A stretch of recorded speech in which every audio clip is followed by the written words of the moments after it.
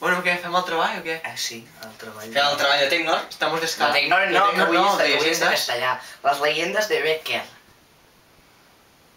Les leyendes de Becker. Las leyendas de Becker. Les leyendes de Becker. Les leyendes de Becker. Ah, tira cap allà. que empezamos, no ¿no, s'escala. ya? Ah, bueno, Bueno, fem ahora escala, la roto, fem perdón. escala. Es que va. Que era otra escala, perdón. Vale.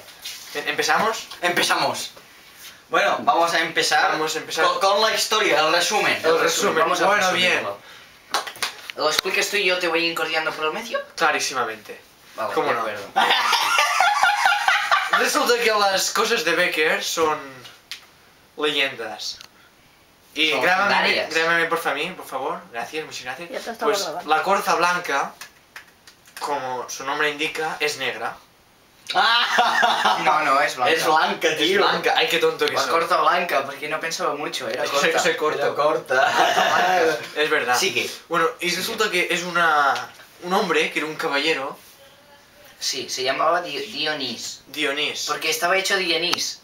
Dionís, que A está mí Estaba bien hecho alto. Dionís. A mí no me gusta el anís, es que no me gusta. A mí sí que me gusta. A mí sí, yo como rosquillas de Dionís. Sigue con la historia. Sigo con la historia. Y Sí, tenía con la historia. una persona que se llamaba... ¿Cómo se llamaba, David? ¿Cómo se llamaba? Ernesto, ¿no? Ernesto. No sé. No, Ernesto no. ¿Qué es esto, Ernesto? Ernesto del mundo es el más liesto.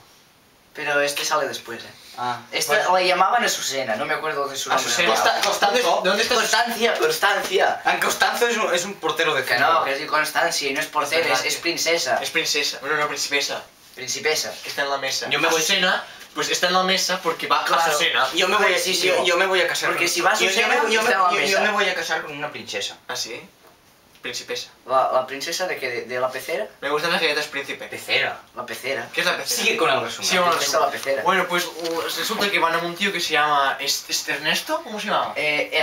No, Esteban. Es el tío que...